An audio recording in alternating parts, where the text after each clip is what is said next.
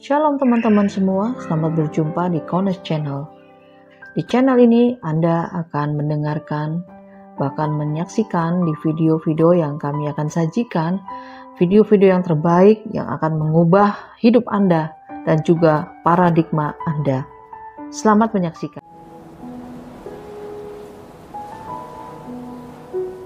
Seperti biasa, untuk membuka rahasia kebenaran firman ini, kita harus kembali ke pola akar Ibrani yang benar. Ya, kita tidak bisa keluar dari pola akar Ibrani yang benar, karena pola akar Ibrani yang benar itu kaya raya, dan di luar pola Ibrani itu miskin. Ya, kita harus paham betul ini, sehingga kita akan melihat banyak kebenaran yang luar biasa di dalam kebenaran pola Ibrani ini.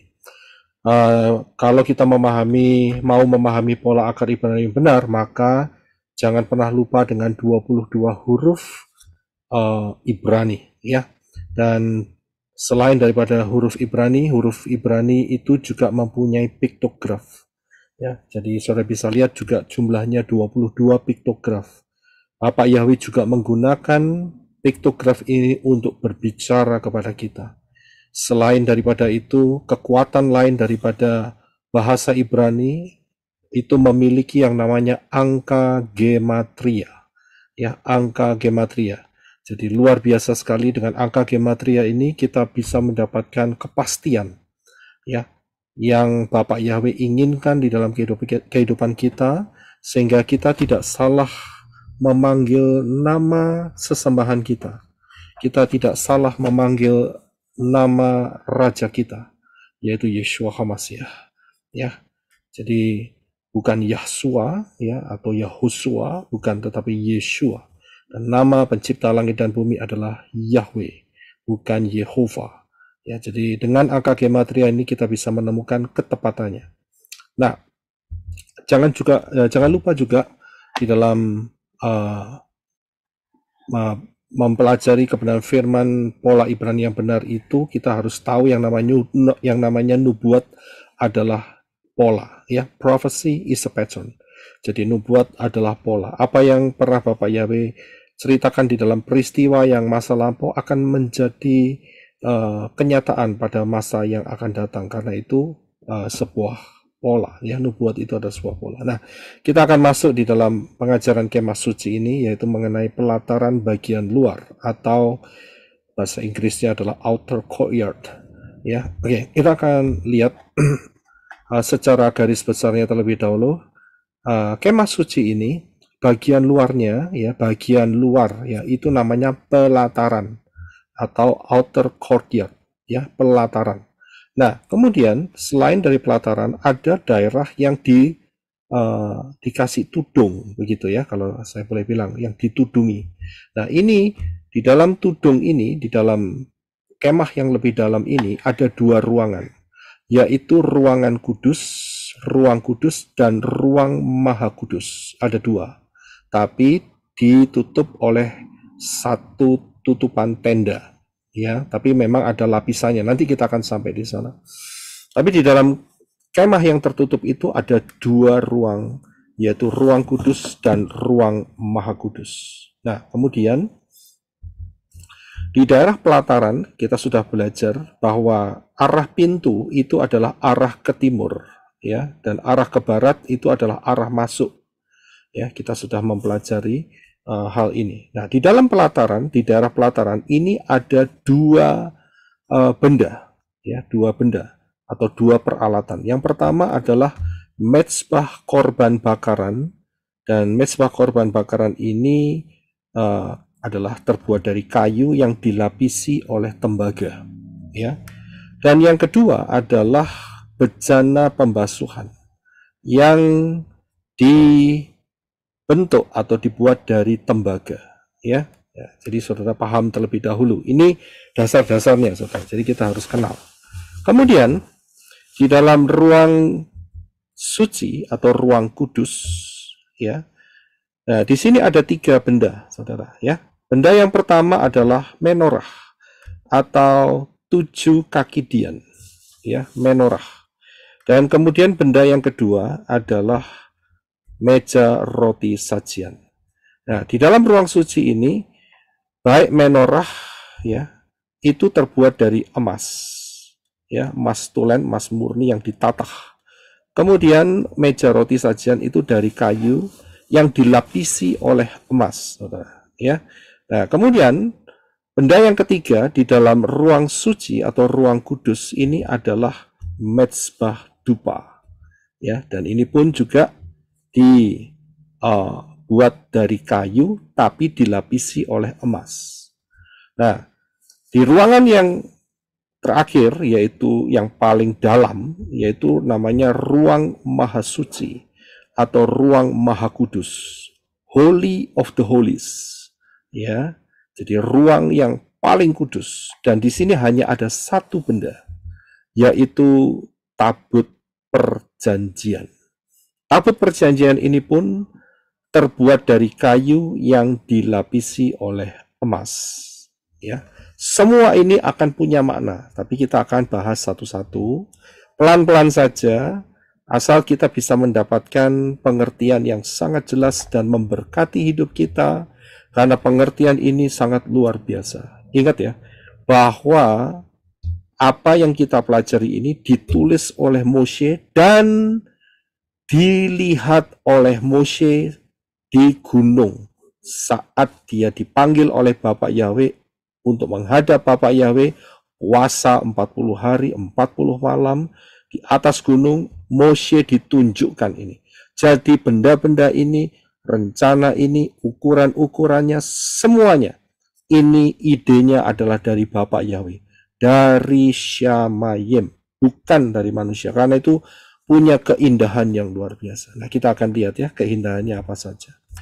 Kalau saudara lihat dari alat-alat yang ada di dalam kemah suci ini, kalau kita tarik garis vertikal seperti garis merah ini, ya, dengan susunan yang seperti yang tertulis dalam firman, dan kemudian kita tarik garis horizontal, maka kita akan menemukan satu simbol, yaitu simbol dua ranting yang bersilang. Nah, kalau saudara sudah paham mengenai piktograf dan angka gematria, saudara pasti langsung, aha, ketahuan nih, saya sudah dapat. Tidak lain, ini adalah piktograf dari huruf Taf. Betul. Ya, jadi kalau saudara sudah paham, itu keuntungannya luar biasa. Ya, peletakannya ini pun disusun oleh Bapak Yahweh, sehingga ini bukan kebetulan, tapi ini sebuah perencanaan daripada Bapak Yahweh yang luar biasa. Ya, bukan kebetulan, saudara. Ya, sehingga peletakan daripada benda-benda di dalam kemah suci ini membentuk huruf Taf. Nah, kalau kita lihat huruf Taf itu, angka gematrianya adalah 400, ya kan? Tadi kan kita sudah belajar bahwa di dalam huruf mencintai kebenaran pola Ibrani itu kita belajar huruf-huruf Ibrani, kita belajar piktografnya, kita juga belajar angka gematrianya. Nah, kalau kita lihat angka gematria 400, kalau kita uraikan 400 itu 4 ditambah 0 ditambah 0, maka hasil terakhir adalah 4. Dan 4 piktografnya adalah dalet, pintu atau jalan. Sudah bisa lihat hal ini? Ini bukan satu kebetulan, saudara. Ini perencanaan yang super dahsyat oleh Bapa Yahweh kita yang mengasihi kita, sehingga kita bisa melihat keindahannya daripada pola Ibrani yang benar. Sehingga Yeshua pernah mengatakan, ya, akulah pintu. Nah, disinilah pintu ini adalah pintu keselamatan. Jadi kemah suci ini berbicara juga mengenai pintu keselamatan untuk masuk ke dalam Shamayim, ya. Nah, Yeshua mengatakan di dalam Yohanes 10 ayat yang ke-9, minta tolong Henok bisa membaca buat kita. Terima kasih. Akulah pintu. Jika seseorang masuk melalui aku, ia akan diselamatkan. Iya, terima kasih. Saudara bisa lihat di sini, Yeshua mengatakan, akulah pintu. Jika seorang masuk melalui aku, dia akan diselamatkan. Dengan kata lain, jika ada seorang yang tidak mau masuk melalui aku, dia tidak akan diselamatkan. Satu-satunya pintu, kalau sudah lihat pintunya cuma satu, saudara, sebelah timur. Ya, sebelah timur, yang paling bawah itu ada pintu. Pintunya cuma satu, nggak ada pintu lain. Masuk ke Syamayim, masuk dalam keselamatan hanya melalui satu pintu, yaitu Yeshua HaMashiach. Nah, sekarang kita akan melihat dimensi daripada kemah suci, ya, dimensinya. Kita akan baca terlebih dahulu di dalam Keluaran 38 ayat yang ke-9 mulai. Silakan, Eno. Dan dia membuat pelataran bagian selatan di sebelah selatan. Layar-layar pelataran itu dari linen halus yang dipintal 100 hasta. Tiang-tiangnya ada 20 dan alas-alas tumpuan tembaganya 20. Kaitan-kaitan tiang-tiang itu dan penyambung-penyambungnya dari perak. Dan pada sisi utara, panjangnya 100 hasta. Tiang-tiangnya ada 20 dan alas-alas tumpuan tembaganya 20. Kaitan-kaitan tiang-tiang itu dan penyambung-penyambungnya dari perak. Dan pada sisi barat, ada layar-layar 50 hasta. Tiang-tiangnya ada 10 dan alas-alas tumpuannya 10. Kaitan-kaitan tiang-tiang itu serta penyambung-penyambungnya dari perak. Ayat 13 sampai 17. Dan pada sisi timur, arah matahari terbit 50 hasta. Layar-layar pada bahunya adalah 15 hasta. Tiang-tiangnya ada 3 dan alas-alas tumpuannya ada 3. Jadi pada kedua bahu, baik dari sini maupun dari sana, ke gerbang pelataran, ada layar-layar 15 hasta. Tiang-tiangnya ada 3 dan alas-alas tumpuannya ada 3. Seluruh layar pelataran sekelilingnya adalah linen halus yang dipintal. Dan alas-alas tumpuan untuk tiang-tiang itu dari tembaga. Kaitan-kaitan tiang-tiang itu dan penyambung-penyambungnya dari perak. Dan salut kepala-kepalanya dari perak. Dan seluruh tiang pelataran ini saling tersambung dengan perak. Iya, terima kasih.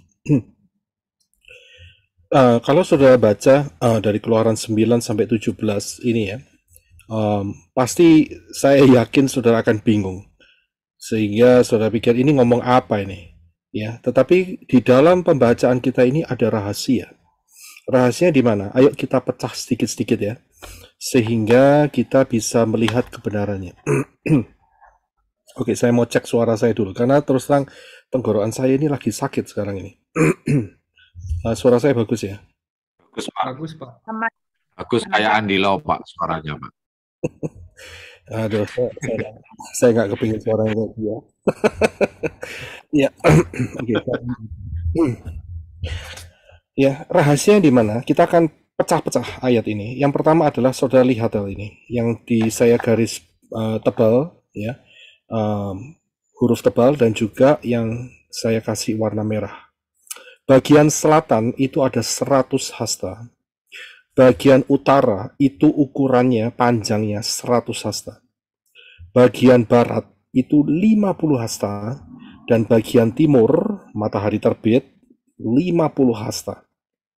Ya. Nah, kalau kita lihat dan kita gambar, maka kita akan mendapatkan ukuran seperti ini, saudara. Bagian utara 100 hasta, bagian selatan 100 hasta, bagian barat 50 hasta, bagian timur 50 hasta. Paham ya? Jadi pembacaan yang beberapa ayat di atas tadi itu mengenai ini dia.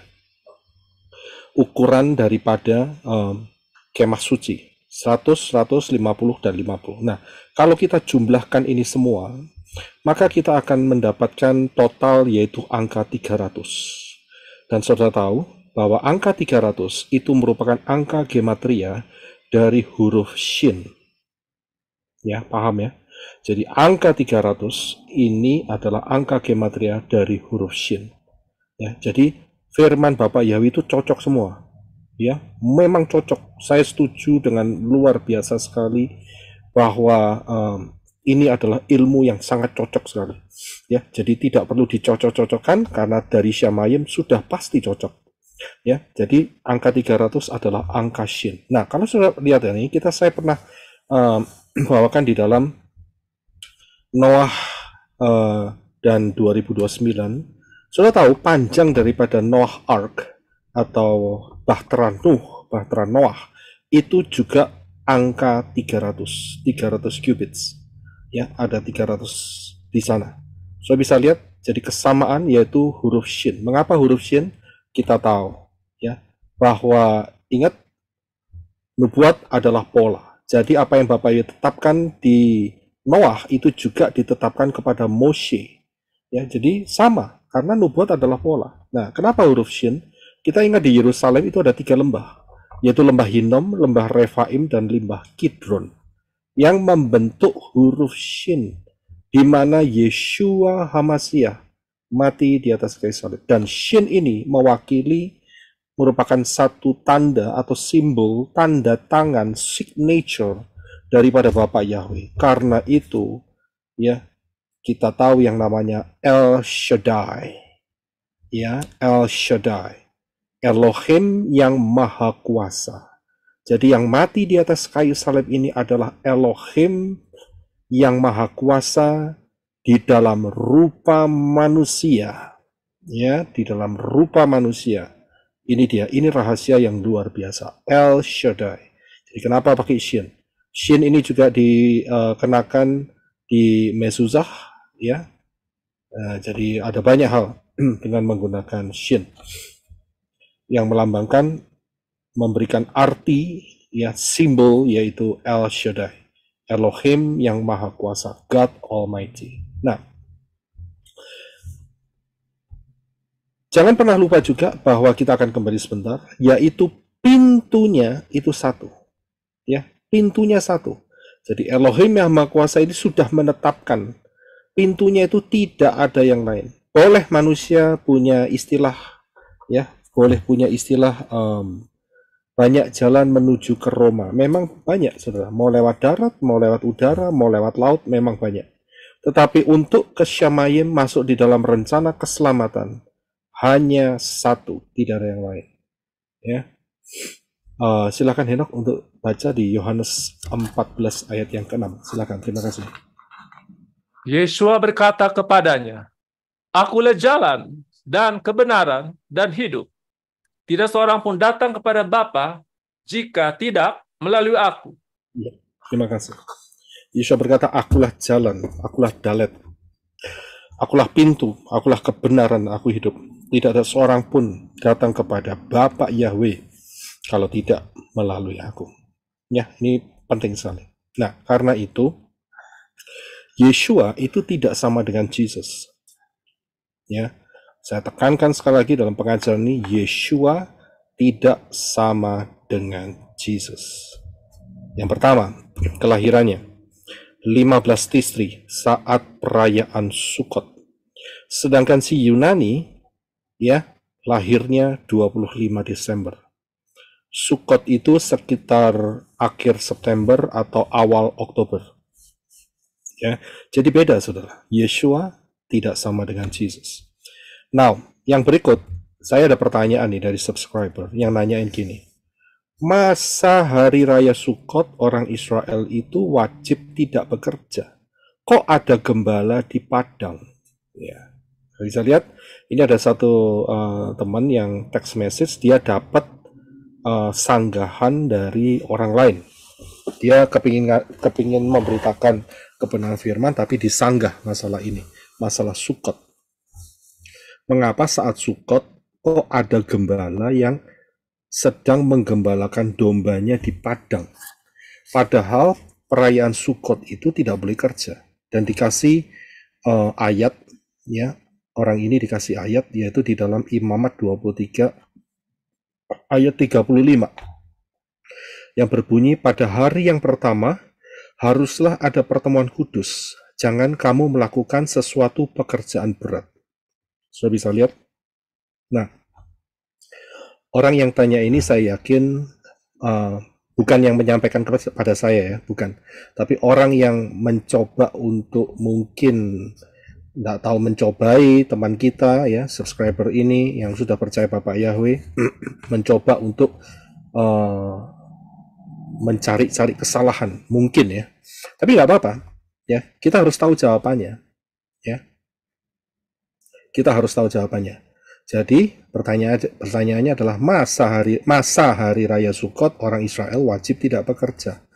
Kok ada gembala di padang? Oke, saya beri kesempatan saudara bisa buka mic. Bisa jawab nggak ayat ini? Atau pertanyaan ini maksud saya? Silakan. Bukan pekerjaan yang berat ya, Pak? Oke, kalau di dalam LAI ngomong pekerjaan berat, tapi dalam ILT3 lebih jelas, tidak boleh bekerja. Yo, ada yang mau coba menjawab pertanyaan ini? Kalau saudara, ya silakan. Pak Roy, Ya, kan tetap ya, walaupun tidak boleh bekerja, tapi kan yang namanya kita mengembalakan domba, tetap domba itu kan harus dijaga, Pak Roy. ya, Ya, harus dijaga, harus dilihatin terus ya. Ya. jawabannya. Oke, terima kasih Pak Adi. Ada lagi yang mau mencoba untuk menjawab? Pak Roy, Silakan. kalau menurut saya itu gembala bukan orang Israel asli ya, bukan orang Yahudi. Karena kan di sana ada suku Bedouin juga di Israel. Kemungkinan ya menurut saya bukan suku bangsa Yahudi sendiri. Mungkin suku-suku Bedouin atau suku-suku di tempat lain. Begitu Pak Roy.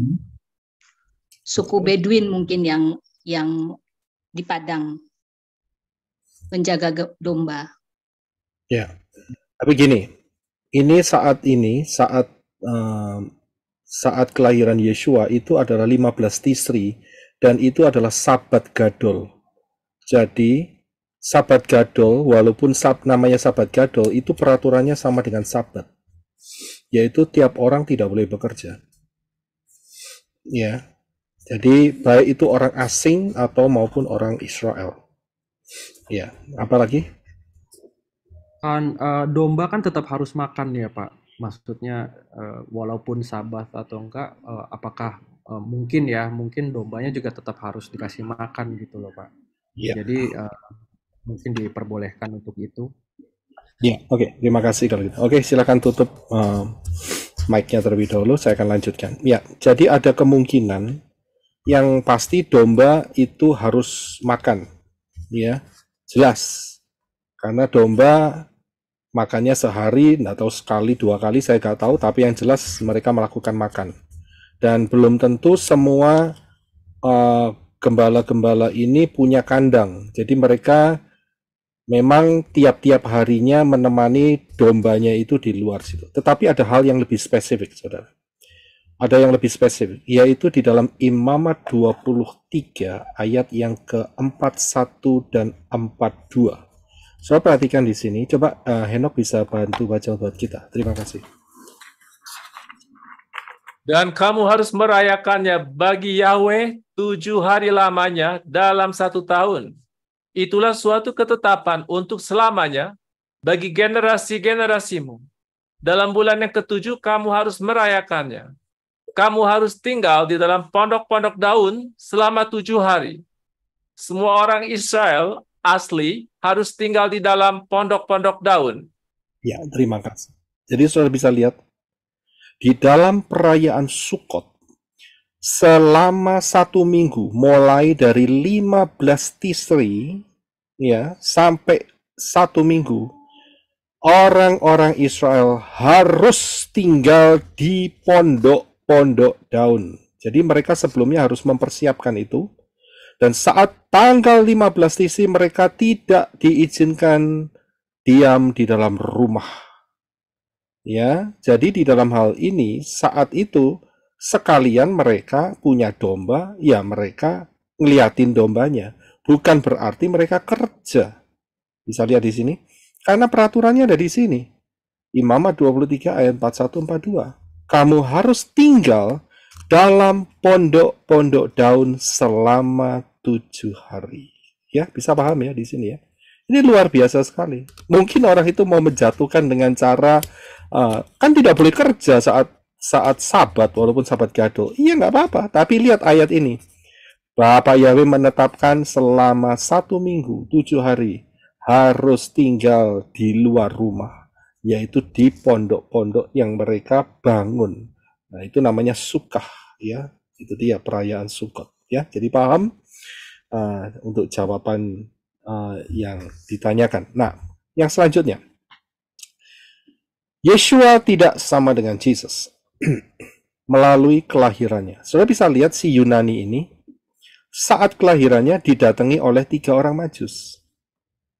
Belum disunat, belum dibrit milah, didatengin orang Majus. Ya kan? Nah, itu dia. Ya memang kepercayaan mereka di sana ya sudah biarin saja. Tetapi kepercayaan kita tidak. Yeshua didatengin orang Majus saat berusia sekitar 2 tahun. Beda saudara. Yang satu baru lahir procot, langsung didatengin 3 orang Majus, belum disunat, belum dibrit milah. Tapi Yeshua di dalam pola Ibrani yang benar, dia sudah dibrit milah, usianya udah 2 tahun saudara. Ya, jadi beda jauh saudara. Ya, inilah pola Ibrani yang benar. Karena itu Yeshua tidak sama dengan si Yunani. Kemudian Yeshua tidak sama dengan si Yunani. Ya, Yesus tidak sama. Karena Yeshua adalah Yahweh dalam wujud serupa dengan manusia. Ya, jadi isinya, rohnya, spiritnya itu adalah spirit daripada Bapa Yahweh. Sedangkan si Yunani itu adalah pribadinya, adalah identitasnya adalah anak dewa matahari, Thanos. Ya, jadi beda. Kalau Yeshua adalah Bapa Yahweh sendiri dengan menggunakan tubuh yang serupa dengan manusia. Jadi beda, saudara. Ya, jadi beda identitas, beda identitas. Yang selanjutnya, ya, Yeshua dan Yahweh itu ekad, esa, satu. Sedangkan si Yunani itu adalah pribadi yang kedua dari Trinitas. Jadi beda. Ya mungkin ya di grup ini saudara sudah expert ya, sudah mahir. Tetapi saya memberikan kesempatan hal ini untuk menjadi berkat pengajaran ini buat teman-teman kita yang masih bimbang atau ragu ya mencari kebenaran. Inilah kebenarannya, bahwa Yeshua tidak sama dengan Yunani, si Yunani. Ya, nah ada seorang yang bertanya kepada saya, nge-tag sama saya, begini, Shalom Pak Roy, saya sedang menginjili seorang Muslim melalui dialog. Ada pertanyaan berikut, kalau Bapa dan Yesus itu satu, gimana dengan kitab Yohanes 17 ayat yang ketiga yang berbunyi, inilah hidup yang kekal itu, yaitu bahwa mereka mengenal Engkau satu-satunya Allah yang benar dan mengenal Yesus Kristus yang telah Engkau utus. Siapa yang mengutus dan siapa yang diutus? Mohon advice. Baiknya dijelaskan bagaimana ya Pak Roy. Baik, kita akan lihat pertanyaan ini karena kita sedang di atas melihat bahwa Yahweh dan Yeshua itu ekad. Ya, jadi nggak ada salahnya untuk saya jawab pertanyaan ini. Karena bersangkutan. Kalau kita lihat di dalam LAI, Yohanes 17 ayat 3, itu seperti yang saya baca tadi. Terjemahan yang benar itu berbunyi demikian, yaitu di ALT 3. Inilah hidup kekal itu, bahwa mereka mengenal Engkau satu-satunya sesembahan, satu-satunya Elohim yang benar, dan Yeshua HaMashiach yang telah Engkau utus. Ini terjemahan yang benar. Jadi tidak menggunakan kata Allah dan kata Yesus. Jelas sekali. Nah, kita akan lihat supaya saudara betul-betul paham di dalam dua versi terjemahan yang mirip tapi ada bedanya. Ya. Nah, tapi sebelumnya saya kasih peringatan keras terlebih dahulu. Untuk menjelaskan Yohanes 17 ini, jangan pernah memakai pola Yunani dan pola Islam untuk menjelaskan Yohanes 17 ayat 3. Jangan pernah. Ya. Jelaskan pola Ibrani yang benar apa adanya. Ya. Jadi jangan menjelaskan pola Yunani pola Yunani dan pola dari pola Islam untuk menjelaskan Yohanes 17 ayat yang ketiga yang kita baca tadi. Ya. Kita lihat pola Yunani itu apa? Inilah pola Yunani, saudara. Trinitas. Ya, 1331 bingungi. Ya, jadi ini adalah pola Yunani yang salah. tidak sesuai dengan kebenaran pola Ibrani. Tidak demikian, saudara. Tidak dibagi tiga. Ya, ini namanya ngawur total. Ya. Kemudian untuk yang Islam, ya, ingat bahwa Islam tidak percaya akan kematian Yeshua HaMashiach. Islam menolak. Islam tidak percaya. Bahkan saya pernah dengar, ya, bahwa yang disalib itu bukan si Yeshua, tetapi diganti orang lain. Juga Islam tidak percaya akan prinsip dosa yang harus ditransfer kepada Yeshua HaMashiach kalau mau selamat dari lautan api, dari hukuman kekal. Islam tidak percaya. Ya, jadi ingat, jangan pakai polanya Yunani dan jangan pakai polanya Islam untuk menjelaskan. Ingat ya, omongan saya jangan dipotong-potong. Untuk menjelaskan Yohanes 17 ayat 3. Nah, jelaskan pola Ibrani apa adanya, walaupun penjelasannya agak panjang. Suruh mereka diam, saudara jelaskan. Yang pertama, yang harus saudara jelaskan kalau saudara ditanyain di luar sana, bagaimana dengan menjawab pertanyaan ini? Yang pertama, kasih tahu bahwa Yahweh itu adalah nama diri, nama pribadi, dan bukan jabatan. Begitu pula dengan yang namanya Allah yang mereka sembah, orang Islam sembah. Itu adalah nama diri, nama pribadi, dan bukan jabatan. Ingat, jadi dua ini adalah nama diri. Dua-duanya, yaitu Yahweh, yang satu adalah Allah. Ya, saya bisa lihat. Kemudian yang kedua, ini harus dijelaskan. Kalau dicampur aduk, oh Yahweh itu jabatan. Haleluya, itu adalah terpujilah Tuhan. Itu salah. Haleluya, itu terpujilah Yahweh. Ya, nggak bisa Yahweh diganti Tuhan, itu nggak bisa. Walaupun memang dia Tuhan, tapi Yahweh itu adalah nama diri. Ya, jadi paham di sini. Nggak bisa diganti-ganti. Jadi Yahweh itu adalah nama diri, Allah juga nama diri, nama pribadi. Kemudian Yahweh yang kedua tidak sama dengan Allah. Ini harus paham mereka. Ya, Yahweh tidak sama dengan Allah. Jangan dicampur aduk. Oh, Yahweh ya sama dengan Allah, sama-sama menciptanya. Tidak. Sumbernya beda, saudara-saudara. Jadi kita harus pahamkan.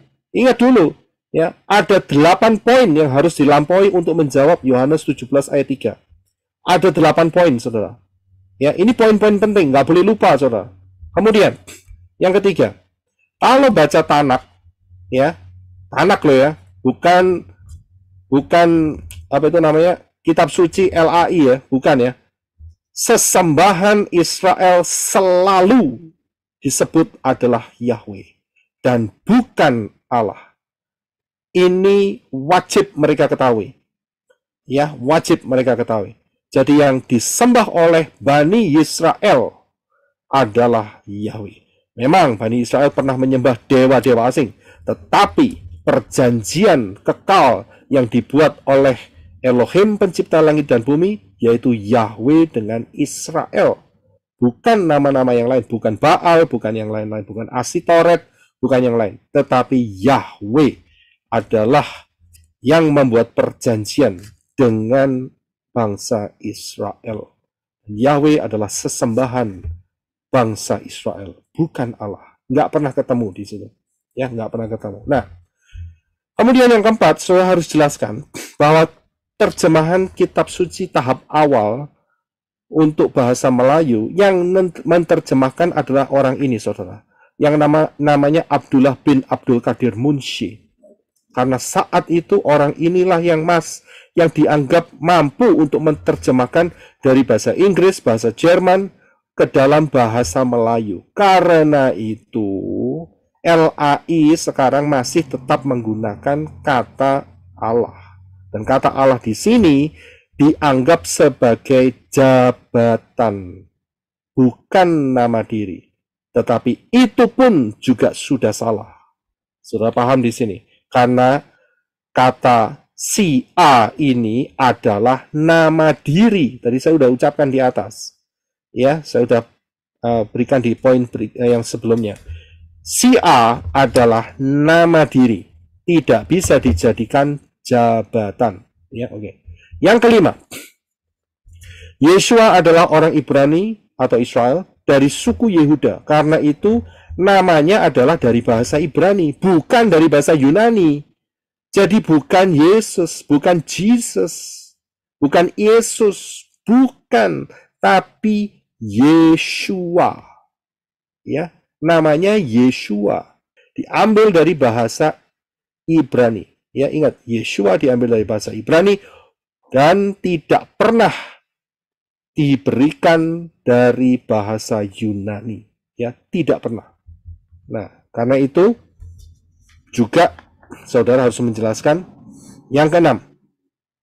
Ya, ingat, manusia telah jatuh dalam dosa, karena itu untuk menyelamatkan manusia maka Yahweh yang ada di Samayim di sorga turun dan masuk ke dunia dan menjadi serupa dengan manusia dengan cara dilahirkan melalui rahim perawan Miriam, Maria, supaya Yahweh punya darah yang dapat menyelamatkan manusia dari kebinasaan kekal di lautan api.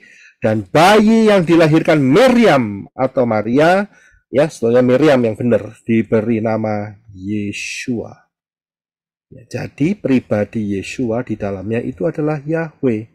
Kita harus jelaskan ini sama mereka. Ya, ini saudara kasih tahu, Kak, kok nggak singkat jelasnya? Ya, memang nggak singkat. Ya, jelaskan apa adanya, iman kita itu bagaimana kepada mereka. Ya, jangan dibuat singkat, dibuat simple, tapi akhirnya ngacau. Lebih baik jelaskan satu-satu, suruh mereka diam terlebih dahulu, jelaskan. Ya, nah baru kalau ada pertanyaan ya mereka bisa tanyakan. Tapi ingat, jangan pernah jatuh ke dalam pola Yunani dan pola Islam. Ya. Kemudian yang ketujuh, harus dijelaskan bahwa Yahweh yang turun ke dunia dan menjadi serupa dengan manusia itulah Yeshua. Jadi Yahweh di dalam daging yang serupa dengan manusia itu namanya Yeshua. Ayatnya di mana? Di dalam Lukas 2 ayat yang ke-11.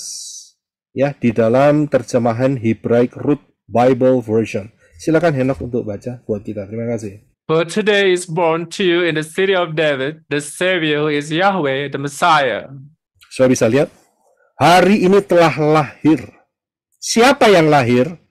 Penyelamat. Siapa itu? Yahweh yang diurapi, the Messiah. Ya, padahal waktu dilahirkan bayi laki-laki, Gabriel sudah ngomong sama Miriam, beri nama bayi ini, anak ini, Yeshua. Kita bisa lihat, tapi dalam Lukas 2 ayat 11 jelas. Dan ayat ini mempunyai fondasi di dalam Pesita yang bisa dipercaya. Jadi jelas di Pesita juga mengatakan Yahweh, the Messiah. Ya, jadi disinilah kita tahu bahwa Yahweh adalah spiritnya yang turun melalui menggunakan rahim daripada Miriam, dan bayi laki-laki yang keluar dari kandungannya itu diberi nama Yeshua. Ini harus dipahami. Nah, sekarang yang ke-8. Karena itu Yeshua mewakili manusia di hadapan Elohim, yaitu Bapa Yahweh. Sehingga kata yang dipakai kitab suci adalah diutus dan mengutus. Saudara bisa lihat? Ya, jadi jangan terkecoh dengan, oh kalau gitu siapa yang mengutus, siapa yang diutus. Tidak. Karena ini dua dimensi yang berbeda.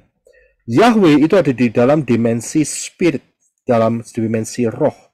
Sedangkan Yeshua itu ada di dalam dimensi fisik manusia. Sehingga Yeshua mewakili manusia di hadapan Yahweh. Karena itu, dua dimensi ini diistilahkan dengan satu kata, yaitu diutus. Kenapa? Karena kalau Yahweh itu kekuatannya, dimensi alam rohnya itu kuat sekali. Yeshua terbatas saat itu, sangat terbatas. Nggak percaya? Yeshua lapar, Yeshua haus, Yeshua menangis, Yeshua lelah, tidur. Dia sempat tertulis beberapa kali tidur. Dan Yeshua merasakan kesakitan dan akhirnya mati. Karena apa? Karena dia mewakili manusia. Ya, jadi disinilah kata diutus itu pemahamannya. Yaitu karena dari dua, untuk menjelaskan atau menjebatani dua dimensi yang berbeda. Jadi Yeshua diutus oleh Yahweh. Kita paham di sini ya. Jadi jangan terkecoh dengan kata diutus karena dua dimensi yang berbeda. Ya, oke, kita akan lanjutkan. Nah, selain itu saudara jangan lupa ya buat mereka kasih tahu ada jaminan. Ya, ada jaminan jika beriman kepada Yahweh di dalam Yeshua HaMashiach. Kita baca di dalam Yohanes 10 ayat 9. Tadi kita sudah baca, akulah pintu, jika seorang masuk melalui aku, dia akan diselamatkan. Tolong Henok bisa baca Yoel 2:32. Silakan. Dan akan terjadi, setiap orang yang berseru kepada nama Yahweh akan diselamatkan. Karena di Gunung Zion dan di Yerusalem akan terjadi keselamatan. Ya, terima kasih. Saudara bisa lihat di sini, Yeshua mengatakan, kalau masuk melalui Yeshua akan diselamatkan. Di dalam Yoel juga dikatakan, siapa yang berseru kepada nama Yahweh akan diselamatkan. Penjelasannya jelas, Yahweh dan Yeshua itu satu pribadi, saudara. Ya, dan di dalam Yohanes 14 ayat 6, coba Henok bisa baca buat kita, terima kasih. Yeshua berkata kepadanya, Akulah jalan dan kebenaran dan hidup. Tidak seorang pun datang kepada Bapa jika tidak melalui aku. Saya tahu bahwa orang Islam berdoa 5 kali sehari. Dan di dalam doanya, mereka selalu mengucapkan minta ditunjukkan jalan yang lurus. Kita punya jawabannya. Pola Ibrani punya jawabannya yang kuat untuk orang-orang Islam. Ya, karena itu kalau saudara mendapat kesempatan untuk bersaksi, bersaksilah. Ya. Tapi saudara harus perlengkapan dulu ya kehidupan saudara ya. Jangan sembarangan. Karena bersaksi itu peperangan roh juga. Ya. Tapi saudara bisa menggunakan ini karena mereka tiap hari 5 kali sehari berdoa minta ditunjukkan jalan yang lurus. Kalau berdoanya sudah 20 tahun, saudara bayangin aja berapa ribu kali mereka mengucapkan ini dan mereka masih belum ketemu jawabannya. Kalau mereka ketemu dengan saudara itu bukan satu kebetulan. Kasih tahu. Kamu tak pengen tahu jawabannya dari doamu yang kamu selalu ucapkan 5 kali sehari? Jawabannya ada di Yohanes 14 ayat 6. Ya, akulah jalan dan kebenaran dan hidup. Itu siapa yang bilang? Yaitu Yeshua. Ya, paham. Oke, kita akan lanjutkan. Kemudian, selain janji, kita harus bisa kasih buktinya. Buktinya apa? Ya, buktinya apa? Kalau memang di dalam Yeshua ada keselamatan. Ya, buktinya adalah sebenarnya banyak ayatnya ya, sebetulnya banyak. Ini saya hanya kasih dua gitu aja. Buktinya apa? Ada banyak saksi mata. Ya, coba baca di dalam Yohanes 20, 26, 27. Silakan ya. Dan setelah 8 hari, para muridnya ada di dalam rumah lagi, dan Thomas ada bersama mereka. Ketika pintu-pintu telah dikunci, Yeshua datang dan berdiri di tengah-tengah serta berkata, Damai sejahtera bagimu. Lalu dia berkata kepada Thomas, Ulurkanlah jarimu ke sini dan lihatlah kedua tanganku. Dan ulurkanlah tanganmu dan cucukkanlah ke dalam lambungku. Dan janganlah menjadi tidak percaya, tetapi percaya. Ya, sudah bisa lihat ini saksi yang pertama, yaitu Thomas. Yeshua bangkit dari orang mati, disuruh memegang atau meraba atau menjamah kedua tangan Yeshua yang ada bekas daripada paku. Dan kemudian di lambungnya yang ditusuk oleh lembing, ya, oleh senjata, oleh pasukan Romawi saat itu, salah satu prajurit Romawi. Disuruh pegang. Ini tubuh kemuliaan loh, saudara. Masih ada lukanya kayak gini. Ya. Kemudian ini saksi yang pertama, kemudian saksi yang berikutnya ada di dalam 1 Korintus 15 ayat yang ke-6. Silakan. Sesudah itu dia, yaitu Yeshua HaMashiach, terlihat oleh lebih dari 500 saudara-saudara sekaligus. Banyak dari mereka yang masih tetap tinggal sampai sekarang. Tetapi ada juga beberapa orang yang telah meninggal. Rabi Saul menuliskan ini dengan tegas. Bahwa ada 500 saudara-saudara. Jadi orang-orang yang percaya. 500 itu nggak sedikit loh, saudara. 500 orang. Dan Yeshua menampakkan dirinya sekaligus kepada 500 orang. Jadi bukan kelompok kecil loh, kelompok besar loh. Dan dikatakan, Dari mereka itu masih banyak yang hidup saat zamannya Rabi Saul. Ya, padahal Rabi Saul pernah menyiksa pengikut-pengikut daripada Yeshua. Memang ada yang telah meninggal, tapi masih banyak yang ikut, yang menjadi saksi mata. Jadi ini perkara benar-beneran ini. Kalau Yeshua menjanjikan keselamatan yang luar biasa, ya kita bisa paham di sini. Saksikan kepada mereka dengan pola ini, ya, nggak usah dipersingkat. Mereka harus tahu semuanya, ya, sehingga mereka bisa paham bagaimana fondasi iman di dalam pola Ibrani yang benar. Ya, ingat ya, jangan terjebak dengan pola Yunani dan pola daripada agama mereka masing-masing. Yang berikutnya, Yeshua adalah pencipta Shamayim dan bumi. Sedangkan si Yunani itu diciptakan oleh Kaisar Konstantin. Jelas sekali, ya. Agama hybrid sudah bisa lihat di sana. Kemudian, Yeshua matinya 14 Nisan, hari keempat. Sedangkan si Yunani kapan matinya? Pokoknya Jumat. Itu jawabannya. Ya, nggak ngerti tanggalnya. Pokoknya Jumat. Yang berikut, berapa lama dalam kubur? Yeshua menepati, yaitu 3 hari 3 malam, 72 jam. Sedangkan si Yunani kurang lebih hanya 36 jam. Dan itu bertentangan dengan omongannya sendiri, yaitu berada di dalam perut bumi 3 hari 3 malam. Ya, itu pola Yunani. Yang berikut, kebangkitannya. Yeshua bangkit Syabat, sedangkan si Yunani bangkitnya Minggu. Jelas sekali. Saya sudah sering jelaskan hal ini. Kemudian, angka gematrianya. Yeshua adalah 386. 3 ditambah 8 ditambah 6. Ini setelahnya saya harus betulin. 3 tambah 8 tambah 6. Ya, hasil terakhirnya adalah 3 ditambah 8 ditambah 6 adalah 17. 1 ditambah 7, 8. 8 adalah angka chat. Ya, 8 adalah angka chat. Angka chat itu adalah angka kehidupan. Ya, sedangkan si Yunani, itu dia. Sudah bisa lihat angkanya berapa? Wow. 666. Jelas. Ya, jelas beda, sangat beda langit dan bumi. Ya, sejauh timur dan barat. Nah, kita akan masuk di dalam tiang-tiang pelataran. Yang saya lingkari itu contohnya ya, tiang-tiangnya. Ya, ini adalah tiang pelataran. Jadi pelataran itu terbuat dari tiang. Nah, kita akan lihat dulu tiang-tiangnya ini, yaitu di dalam Keluaran yang tadi, yang telah kita baca. Ingat, di sebelah selatan ada 20, di sebelah utara ada 20 jumlahnya, di sebelah barat ada 10, dan total di sebelah timur itu juga ada 10. Jadi ini, ya, ayatnya tadi sudah baca. Nanti bisa baca lagi sendiri.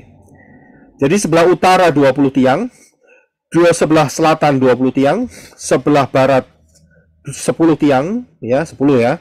Dan sebelah timur total 10 tiang, karena itu ada pintunya, Saudara. Ya, karena ada pintunya. Tapi totalnya tiangnya tetap 10. Nah, saya lihat yang di bagian timur ini ada 4 ya, karena itu ada, kalau Saudara baca di imamat tadi, ada yang namanya 3, 4, dan 3. Itu tapi totalnya 3 tambah 4 tambah 3 adalah 10, Saudara. Nah, kalau Saudara lihat, Saudara pernah coba Saudara bisa pelajari di Kemah Suci yang session yang sebelumnya, yaitu session 3, Fantastic Four. Ya, itu mengenai pintu. Itu ada jumlah 4. Ya, disitulah penjelasannya, Fantastic Four. Nah, kita akan lihat. Sorry, sebentar. 10 itu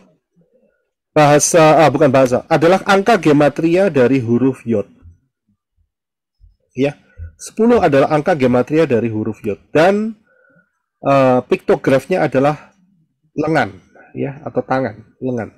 Sedangkan 20 itu adalah gematria dari huruf Kaf, yang piktografnya adalah telapak tangan yang terbuka. Dan kalau Saudara lihat di sini, So bisa lihat gambarannya? Ada dua lengan dengan dua telapak tangan yang terbuka. Ya, yaitu Bapak Yahweh yang akan mengatakan untuk orang-orang yang terhilang. Yehezkiel 18 ayat 23. Silakan, Enoch. Apakah aku sungguh-sungguh menginginkan kematian orang fasik? Firman Tuhan Yahweh. Bukankah dia harus berbalik dari kelakuannya dan dia akan hidup? Lanjutkan di Matius 11:28. Datanglah kepadaku, kamu semua yang berlelah dan berbeban berat, maka aku akan menyegarkan kamu. So bisa lihat ya, terima kasih. So bisa lihat di sini, ini adalah undangan Bapak Yahweh dengan dua tangan dan dua telapak tangan yang terbuka. Sorry, ini ada yang buka mic, tolong bisa di mute ya. Saya nggak tahu siapa nih. Ya oke, saya akan lanjutkan. Ya terima kasih. Jadi saudara lihat di sini, kemah suci ini berbicara mengenai dua tangan daripada Bapak Yahweh dengan telapak tangan yang terbuka untuk menjangkau jiwa-jiwa yang terhilang. Bapak Yahweh tidak ingin orang fasik binasa. Bapak Yahweh mengatakan, kamu harus berbalik supaya kamu memperoleh hidup. Dan Yeshua memberikan konfirmasinya, datang kepadaku. Ya, datang. Tapi masalahnya manusia mau datang apa enggak, itulah dia masalahnya. Tapi dari pihak Bapak Yahweh, di dalam Yeshua HaMashiach, selalu membuka tangannya untuk mengundang. Selagi masih ada kesempatan, datang kepada Yeshua untuk diselamatkan. Ya, saudara harus melakukan ini. Saudara harus mendorong hidup saudara kalau memang mau diselamatkan. Ya, kalau memang mau diselamatkan, hanya ada satu jalan, yaitu melalui pola kemah suci, pola kitab Ibrani yang benar. So bisa lihat di sini. Apakah ini satu kebetulan? Dikasih 20 tiang dan 10 tiang? Tidak kebetulan. Karena berbicara sesuatu. Ya, oke, kita teruskan. Nah, kita lihat tiangnya sekarang. Ya, tiangnya. Nah, kalau kita lihat tiang ini kita sudah baca tadi. Itu terdiri dari 3 elemen. Yang pertama adalah tiang itu sendiri dibikin dari kayu, saudara. Kemudian, tiang ini dikasih yang namanya sepatu. Ya, yang bagian bawah. Itu dari tembaga, ya. Dan di kepalanya, di kaitannya antar tiangnya itu dikasih perak, saudara, ya, dikasih perak. Ini bukannya perencanaan yang sembarangan, tidak. Ini ada sesuatu yang berbicara buat kita, ya. Jadi yang pertama kita akan lihat mengenai kayu terlebih dahulu. Saudara bisa lihat bahwa tiang ini dibentuk dari kayu, dan kayu itu diambil dari pohon. Dan pohon itu harus mau diproses, harus mau dipotong dari habitatnya, harus mau dikeluarin dari habitatnya, harus mau dibentuk. Saudara paham? Selama orang itu tidak mau dikeluarkan dari pola lamanya, maka orang itu tidak akan pernah dipakai oleh Bapak Yahweh untuk masuk dalam rencana keselamatan. Tidak akan pernah. Selama Abraham tidak mempunyai keputusan untuk mentaati Bapak Yahweh saat disuruh ke Kanaan, padahal dia nggak tahu kemana saat itu. Kalau dia menolak, kalau dia tidak mau, rencananya Bapak Yahweh tidak akan pernah terjadi. Karena itu Abraham dipanggil keluar dari komunitasnya. Tidak boleh campur dengan orang-orang yang melakukan penyembahan berhala. Selama saudara masih Natalan, saudara akan terjebak dan akan tersandung dan tiba-tiba tidak rapture. Karena apa? Karena saudara pengagung dan pemuja perayaan, yaitu yang namanya Dewa Saturnalia, Dewa Matahari. Ya, Dewa Tamus. Saudara menyembah walaupun saudara sudah dibaptis di dalam nama Yahweh, nama Yeshua HaMashiach dan Ruah Yahweh Elohim, tidak merupakan jaminan. Karena tindakan saudara tidak mencerminkan apa yang saudara katakan percaya Bapak Yahweh sudah dibaptis, tapi sik Natalan. Berarti saudara tidak mau dikeluarkan dari habitat saudara. Saudara tidak mau dipotong dan dibentuk. Untuk jadi tiang ini harus dipotong, saudara. Ya, harus dipotong. Kemudian diasah lagi. Sakit, ya sakit. Siapa bilang nggak sakit? Iya kan? Selama nggak mau, ya nggak akan jadi. Pertanyaannya adalah, apakah hidupmu mau dibentuk oleh Bapak Yahweh untuk masuk dalam rencana keselamatannya? Mau dibentuk nggak? Itu saja, jawab sendiri. Nggak usah jawab sama saya, percuma. Yang tahu Bapak Yahweh dekat sekali dengan mulut saudara. Ya, Bapak Yahweh itu lebih dekat dari baju saudara yang saudara pakai.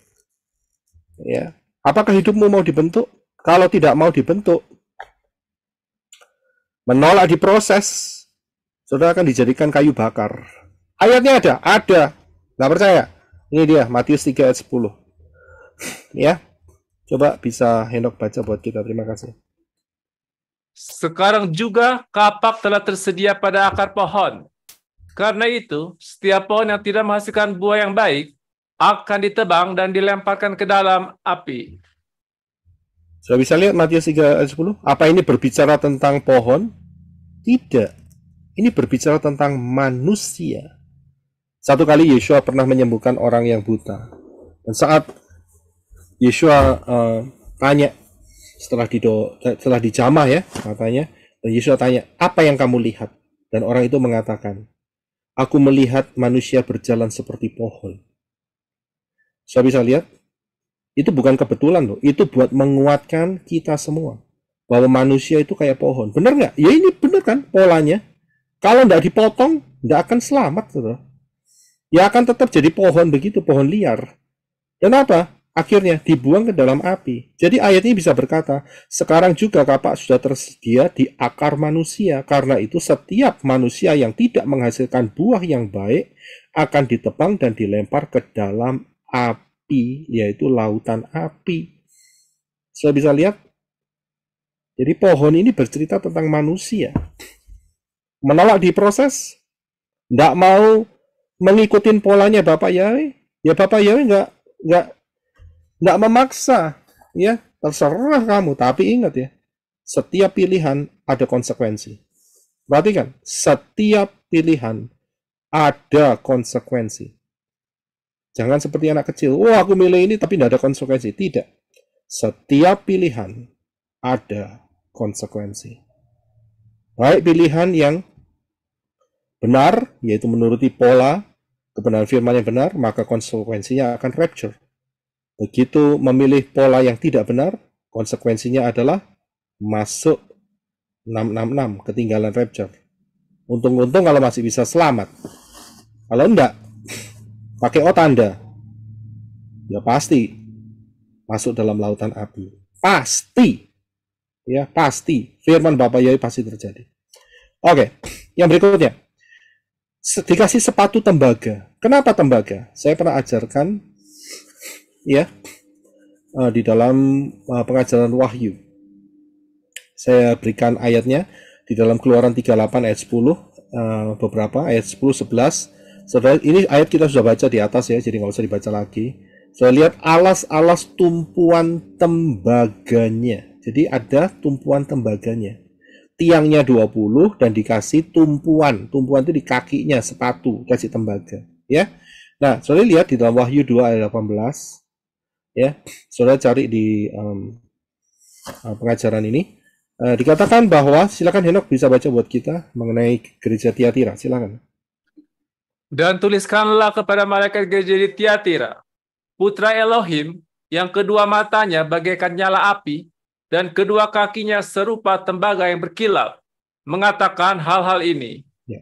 Kalau saya lihat di dalam gereja Tiatira, sudah bisa lihat di dalam Wahyu 2 session yang keempat ya, jemaat Tiatira. Saya akan lihat gambaran daripada kaki Yeshua itu dari tembaga. Ya. Persis seperti tiang-tiang itu, saudara, dikasih kaki tembaga. Ya. Tembaga ini berbicara tentang apa? Berbicara tentang hukuman atau tidak terpengaruh dengan pola dunia. Silakan Henok 22 ayat 20, Ulangan 28 ayat 23, silakan. Dan langit yang di atas kepalamu akan menjadi tembaga, dan tanah yang di bawah menjadi besi. Ya, terima kasih. Saudara bisa lihat ini adalah, kalau saudara lihat di dalam Ulangan 28-23 adalah penghukuman. Kalau Israel berdosa, maka langit akan menjadi tembaga dan tanah akan menjadi besi. Ya. Ini merupakan sikap yang harus kita lakukan terhadap dunia ini.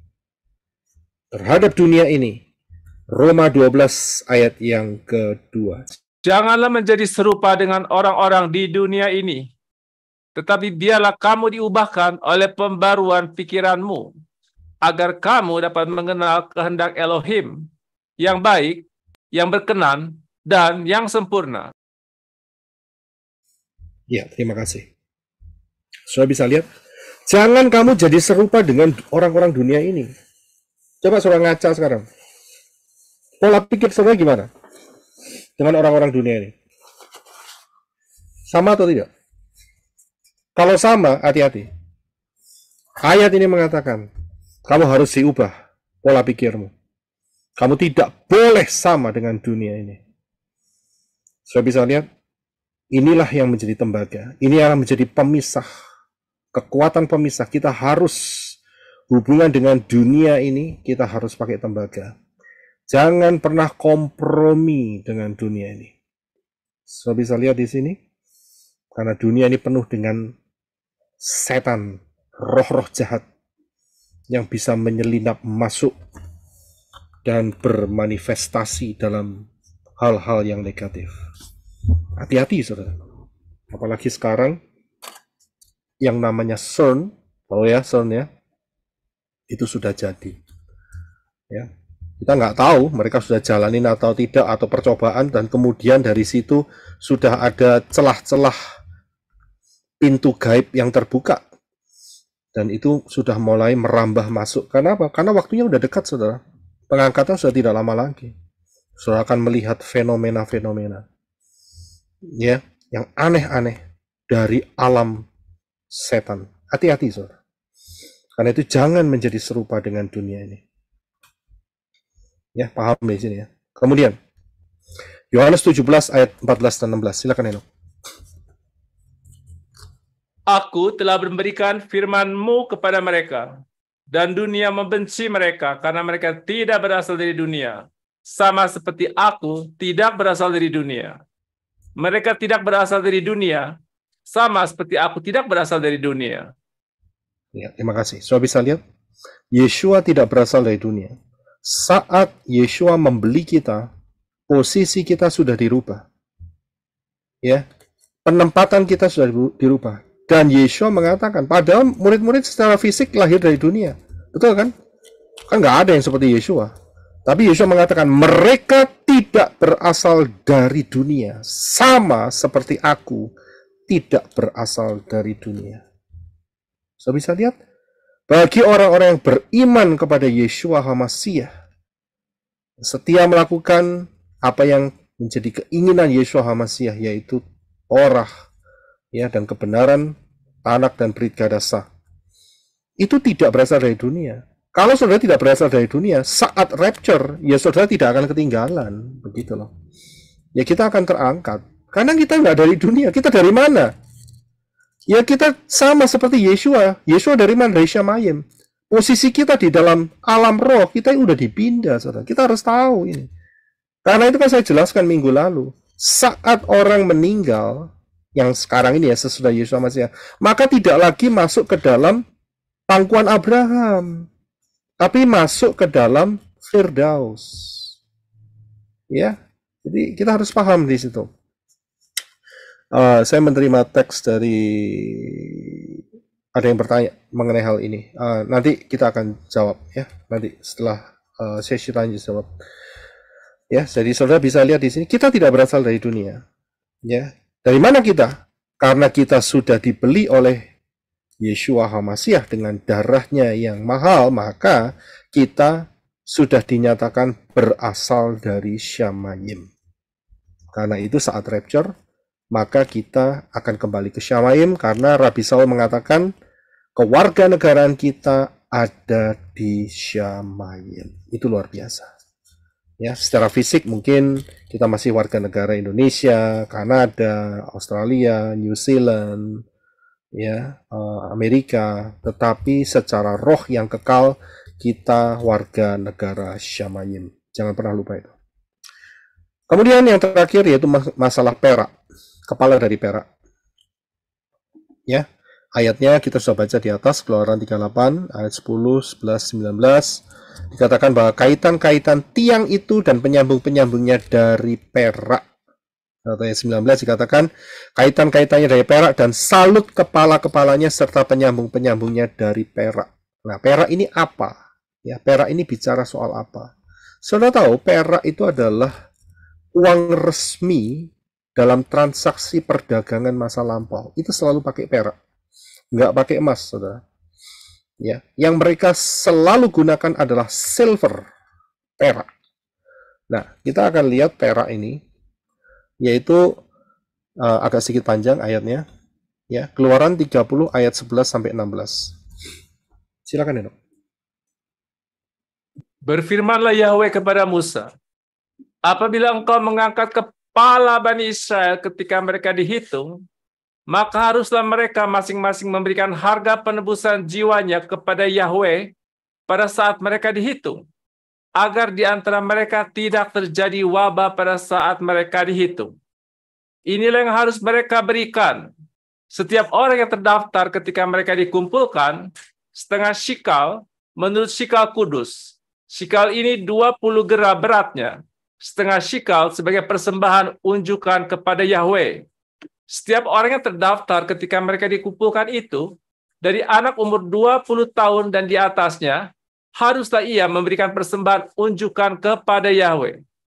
Orang yang kaya tidak boleh memberi lebih banyak, dan orang yang miskin tidak boleh memberi kurang dari setengah shikal untuk memberikan persembahan unjukan kepada Yahweh, untuk mengadakan pendamaian atas jiwa-jiwamu. Haruslah engkau memungut uang pendamaian itu dari Bani Israel dan memberikannya untuk pelayanan kemah pertemuan.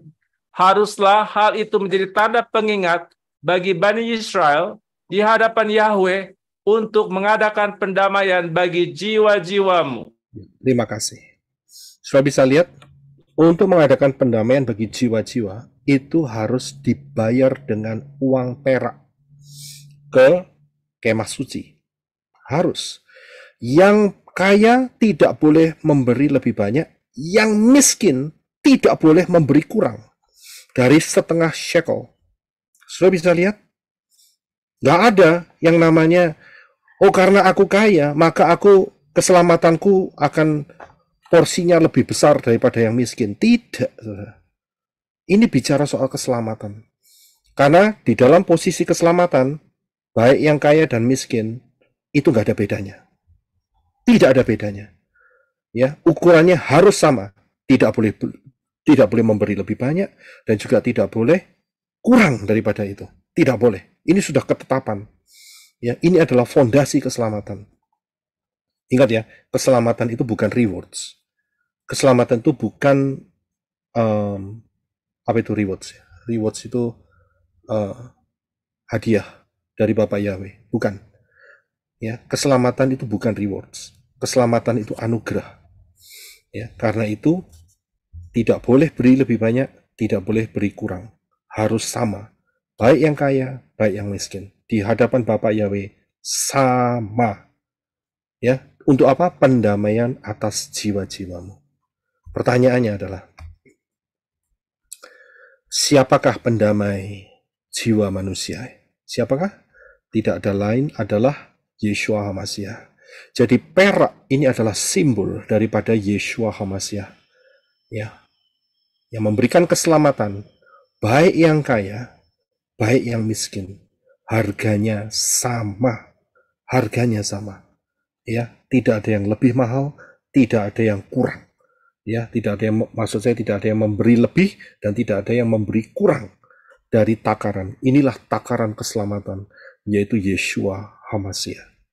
Nah, kalau saya lihat perak ini antar tiang itu dikaitkan dengan kaitan Dan kaitannya itu juga harus dari perak. Ini bicara soal apa? Jadi tiang itu bisa berdiri satu sama lain, ya, dengan kaitan perak.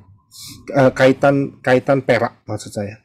Ya, ayatnya ada di dalam Roma 13 ayat 14. Silakan, Herok. Tetapi kenakanlah Tuhan Yesus HaMasyiah, dan janganlah menjadikan angan-angan kedagingan sebagai hasrat. Terima kasih. Saudara bisa lihat kepalanya itu yang ditaruh perak, saudara. Jadi pikiran saudara ya harus ada Yeshua HaMasyiah. Perbaharuilah pikiranmu, itu kata Rabi Saul. Hendaklah pikiranmu diperbaharui. Ya, saudara bisa lihat pikiran ini yang bikin kacau kadang-kadang. Seringkali orang tersesat gara-gara pikirannya salah. Ada yang ngomong Elohim itu 3, 2, 9, ya, terus macam-macam. Ya, atau lebih banyak dari itu. Saya bisa lihat karena apa? Karena pikirannya kacau. Karena tidak menggunakan pola yang benar. Karena itu kenakanlah Yeshua HaMasyiah di pola pikirmu. Ini adalah pola yang benar. Jangan pola Yunani. Saya bisa lihat udah salah. Ya. Nah, kemudian ayat yang berikutnya ada di dalam Filipi 4 ayat 7. Silakan. Dan damai sejahtera Elohim yang melampaui segala pikiran akan menjaga hatimu dan akalmu di dalam HaMasyiah Yeshua. Ya, terima kasih. Sudah bisa lihat siapa yang menjaga hatimu dan akalmu? Yeshua HaMasyiah. Kita harus pikirkan ini dan senantiasa pikiran kita diperbaharui. Inilah kepala dari perak. Isi pikiran saudara dengan pengajaran-pengajaran yang sesuai dengan isi hati Yeshua HaMasyiah. Yeshua HaMasyiah adalah Moreh, dia adalah guru Torah. Dan Yeshua HaMasyiah adalah Bapa Yahweh sendiri dalam rupa manusia. Itu yang harus dipikirkan terus. Sehingga karakter kita harus dirubah sesuai dengan apa yang menjadi kebenaran di dalam Yeshua HaMasyiah. Karena itu, hubungan antara saudara dengan saudara yang lain, jangan pakai cara sendiri, tetapi pakai Yeshua HaMasyiah. Hubungan saudara satu dengan yang lainnya, jangan merasa sok-sokan kayak istilahnya itu kayak ini. Kalau saya boleh bilang kayak ini loh, kayak mafia. Tahu ya mafia ya? Kayak Yakuza. Tahu Yakuza? Ya, mafia. Yakuza itu mafia Jepang.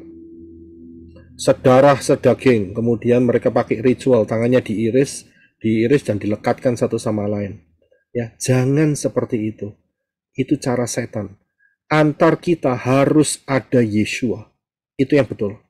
Antar kita harus ada Yeshua. Saling mengasihi, saling menghargai. Ya, saling punya kebenaran di dalam Yeshua HaMasyiah. Itu yang betul. Jangan sembarangan ya melakukan hal-hal tanpa Yeshua HaMasyiah. Keliru besar. Haleluya. Kita akan lanjutkan di kemudian hari 2 minggu yang akan datang. Karena minggu depan saya ada topik yang cukup menarik untuk yang akan kita bahas mengenai zaman akhir. Kita harus ingat bahwa kita hari ini sudah hampir 6.000 tahun sejak kejatuhan Adam dan Hawa. Karena itu dengan pola angka 7 maka kita akan masuk di dalam masa akhir ya. Zaman akhir ya, bukan akhir zaman. Akhir zaman itu akhir dari zaman, yaitu nanti kiamat setelah 1000 tahun, kerajaan 1000 tahun. Tapi kita di zaman akhir. Karena itu kita sudah masuk di dalam Shekel Shemitah yang pertama. Tidak lama lagi kita akan menghadapi rapture. Dan saat rapture, Yeshua HaMasyiah berkata, untuk orang-orang, karena orang-orang pilihan, maka waktunya akan dipersingkat. Bagaimana kita bisa tahu? Jawabannya ada di dalam rahasia 1290 hari, 1335 hari. Saudara buka pengajaran ini dan saudara akan temukan bahwa rapture akan terjadi dengan pola ini, ya yang kita lihat, yaitu di dalam tahun 2026 awal atau akhir 2025. Ya, tahun Ibrani-nya itu 5786. Ya, 5786. Ya, oke. Dan siapa yang masih belum masuk dalam rencana keselamatan, masuklah segera, karena keselamatan datang dari bangsa Yahudi, tidak dari Yunani, tidak dari Arab, tidak dari Indonesia. Ya, keselamatan datang dari bangsa Yahudi. Dan siapa yang berseru dalam nama Yahweh akan diselamatkan. Setelah itu saudara masuk dalam baptisan pembaharuan. belajar firman, tinggalkan pola yang lama, tinggalkan perayaan-perayaan yang tidak sesuai dengan Tanak, ya, kebenaran firman Bapak Yahweh, tinggalkan semua. Ya, nggak ada ruginya kok. Yang untung ya saudara sendiri. Karena yang masuk Syamayim kan masing-masing, sendiri-sendiri, ya kan? Masuk Syamayim nggak gandeng-gandengan, saudara. Dan kemudian berjalanlah dengan Yahweh di dalam Adonai Yeshua Mashiach setia sampai rapture terjadi. Yang membutuhkan informasi baptisan pembaruan, saudara bisa masuk di dalam pelayananmenroh.com, dan di sana ada daftar di mana mempelai Yeshua Mashiach siap untuk menolong saudara di dalam baptisan pembaruan. Bapak Yahweh memberkati kita semua. Maranatha. Haleluya.